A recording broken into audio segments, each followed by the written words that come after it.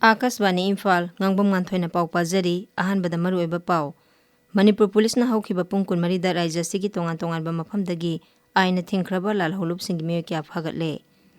Pradhan Mantri na PM Kisan gi kunsuba installment ki makhada leba sigi lomi koti 8 lakh humbudra da lupa koti 10,000 hena bank account sing da haplagani. Amasung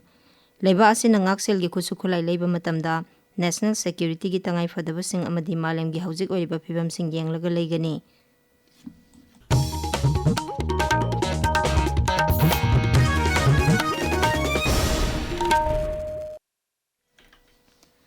Manipur Police na haukiba pung 13 asida rajya sigi tongan-tonganba mafamdagi aina thingkraba lalholupsinggi mioy kya phagatle.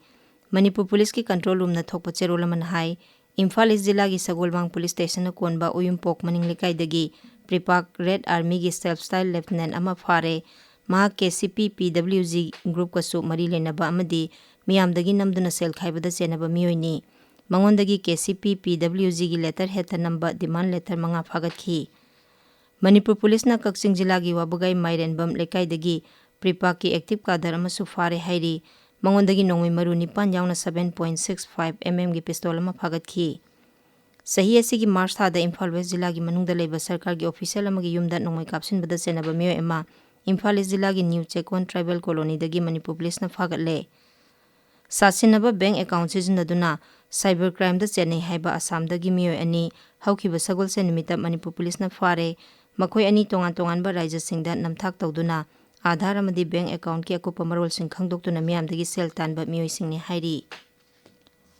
SDC Moirang OC in charge Moirang amadi Central Force ki apunba flying squad team na Bishnupur Jilla gi Moirang subdivision gi manung chana leiba khoirentak amadi thamna pokpi gi lawpham sing mapu nataba mioy singna law ubra haibadu yengsinkhre. Lawpham sing adugi mapuna wakalakpadagi subdivisional officer Moirang gi lamjing makhada Moirang Circle gi flying squad na ngarang mafam aduda chatuna hakthengnana yengsinkhibani.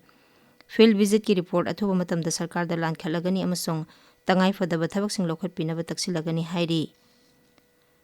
Manipur na awang nokpok rajya singgi manungda organ donation amasung transplantation tawbada khwaidagi phaba rajya gi mana piragani.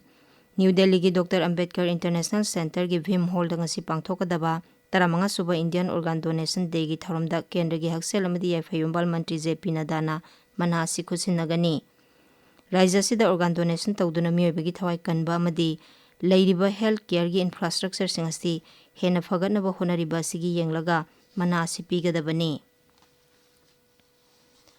Pradhan Mantri Schools for Rising India PM Sri program gi makhada Sandel Jilla gi Jawahar Navodaya Vidyaloida ngarang oza amadi mahiroi singna matau karamna pungning leitana afaba wakhal khanduna mental health fahangadagi haibagi matangda takpi tambibagi thorma pangthokre. Thoromaduda resource person oina saruk yakhiba Professor R.K. Lenin na matau karamna oza singna mahiroi singa loinagadagi amadi mahiroi singna su mahimasing tamba matamda karamna pungning changadagi haibagi matangda takpi tambikhi. Tabiriba pawase Akaswani Imphal dagini.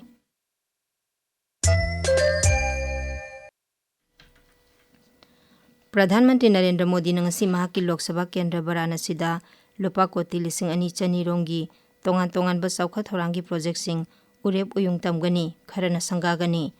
Pradhan Mantri na lupa koti 9 Manipur rongi oigadaba smart distribution project ki urep uyung tamgani amadi Jal Jeevan Mission gi makhada rural drinking water scheme ni futeresu miyamda khusinagani.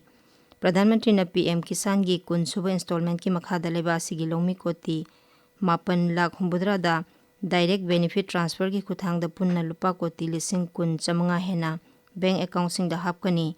Masiga loinana scheme masigi makhada haujik phawbada punna lupa koti lakh 3,30,000 lomi sing da phanghalagani. Manipur dasu PM Kisan Samman Nidhi Yojana gi makhada kunsuba installment pibagi thoram PM Kisan Divas ngasi lamphel pata leba ICAR Research Complex for NEI's Region Manipur Center da pangthoklagani. Thoramasida Rajyapal Ajay Kumar Bhalla, Manipur gi Chief Secretary Punit Kumar Goyal amadi Rajya Sarkar gi makok thongba official sing saruk yagani. Leiba asina ngaksel gi khusukhulai leiba matamda leiba asigi national security gi tangai fadaba sing amadi malem gi haujik oriba phibam sing yanglaga leigani. Wafam asi kendra gi mapan thorom mantralo gi machin chatpa misak Randhir Jaiswal na New Delhi da pangthokpa pawgi mifam amada phongdokhibani. New Delhi na leba asida sanggadaba energy gi polam sing leibada malem gi kaithel da kari phangli amadi haujik malem gi mafam sing da oriba geopolitical gi unkhana sing asina lefli mangna hai Bharat amasung Russia ani gi mari ase matam sangna thajana ba magi matung ina leirakpani leba ani gi mari ase atop lebak sing na makhoi gi khurongchaba miting dagi yengba sumde Bharat amasung America gi marakta leiba mari gi matangda Sri Jaiswal na hai lebak ani ase wakhalon manaba Ganatantra satpa amadi leba ani gi miyam gi marakta phaba mari leiba asina masak takli On our energy sourcing requirements, you are aware of our broad approach that we look at what is there available in the markets, what is there on offer, and also what is the prevailing global situation or circumstances. Humbudrama Thoisuba National Film Award New Delhi da lauthokre Bidu Binod Chopra na direction piba Hindi film 12 Failna Best Feature Film Award fangle film asigi lead role lauriba Vikrant Mase amasung Jawan film gi damak Shahrukh Khan bu Best Actor in Leading Role gi mana piragani Mrs. Chatterjee vs Norway gi lead role laukhibi Rani Mukherjee da Best Actress Award piragani Enforcement Directorate na Prevention of Money Laundering Act ki makhada Delhi, Ahmedabad, Bhavnagar, Bhuj, Gurgaon, Kolkata amadi Ludhiana gi tongan ba mafam singda thiba humbagi thabak chathakre thiba humbagi thabak adu Exist Mutual Fund na ingkumja lising ni 19 dagi lising ani kunmathoi phawgi manungda chathakiba aina yadaba maongda sendong tanbagi thawonga mari leinana chathabani ngasi phongba pause singi maruiba pausingi damak haujik Kshetrimayum Birosh leire Birosh Thagachari Nganthoi Rajya Sabha da charang naba thoktuna Manipur da PR sangdokpagi warep khana khidre amasung chingning bana maram oiraga Churachandpur da awatpana pikthalle airlift tawduna Churachandpur da mathau taba tengbang potlam sing pikre haba pausing asina sanalewa paukchegi ahanba amasung anishuba headline tawri SDO Moirangi meeting makhada Moirang Circle gi Flying Squad na subdivision adugi manung channa leiriba labukta chatuna law mapuna lawsing adu uribra haba yengchinkhre amasung honglakliba aying asagi khal asiga mari leinana transforming food land and water system to combat the current climate crisis in Manipur haiba nomai oiba workshop ama ICAR lamphel patta pangthokre haiba pausing asina Manipur melgi ahan balamai da fongli Senapati District Administration na Laikup Thokpa amadi masibu thingnanaba tika kapagi matangda akhanaba mifam ama phongkre amadi Mau Football League lisingani kunmanga kuntaruk AFA Artificial Turf Ground da hokre haba pausing asina ahanba amasung anisuba headline tawri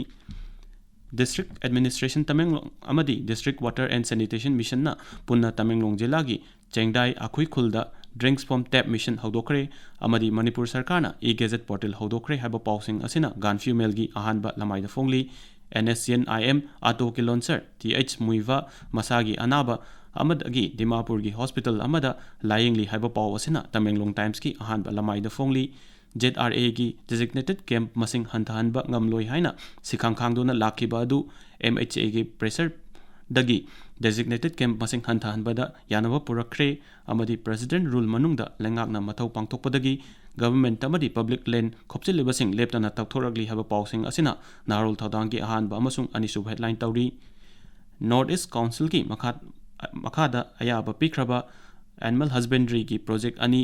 manglagadra chingnare amadi BSF ki ADG na governor unaduna security ki matangda khanakre haba pausing asina pongnafam gi ahanba amasung anisuba headline ori Nganthoi Thagachari Birosh aroibada maroiba paw amuk hana Manipur Police na hawkiba pung kunmari da Rajya sigi tongan ba mafamdagi aina thingkhraba lalahulup singi meyo kya phagatle Pradhan Mantri na PM Kisan gi kunsuba installment ki makhada leba sigi lomi koti 8 lakh humbudra da lupa koti lising kun samanga hena bank account sing da haplagani amasung leba asina ngaksel gi khusukhulai leiba matamda national security ki tangai fadaba sing amadi malem gi haujik oiriba phibam sing yenglaga leigani pauloi jare